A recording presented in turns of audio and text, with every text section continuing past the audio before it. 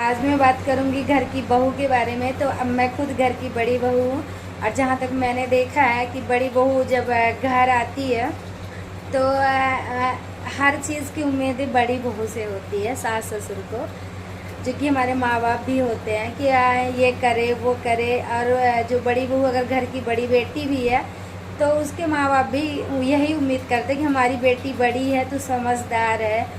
तो मुझे ये नहीं समझ में आता कि बड़ी बहू या बड़ी बेटी किससे प्यार की उम्मीद करे।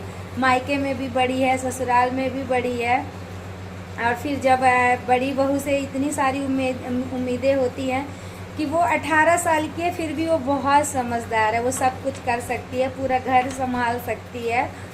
ठीक है, आपने जो भी सोचा वो ठीक है, लेकिन आपकी छोटी बहू आई है 25 साल की, लेकिन वो फिर भी समझदार नहीं है। और ये सब सास ससुर की नज़र में वो नादान है, वो छोटी है और तुमसे छोटी है, बहू से, बड़ी बहू से छोटी है, तुमसे समझदार नहीं है।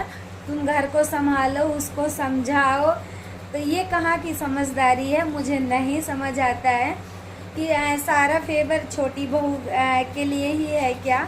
बड़ी बहू भी तो किसी की बेटी है और इतनी समझदार तो नहीं है। बड़ी बहू हो जाने से कोई समझदार हो जाता है क्या? कि छोटी बहू हो जाने से कोई समझदार नहीं होता है। छोटी है, उसे लाड करो, और तुम जेठानी बन गई हो, बहुत समझदार हो, तुम उससे बहुत बड़ी हो, ऐसे ऐसे ताने मिलते हैं बड़ी बहू को।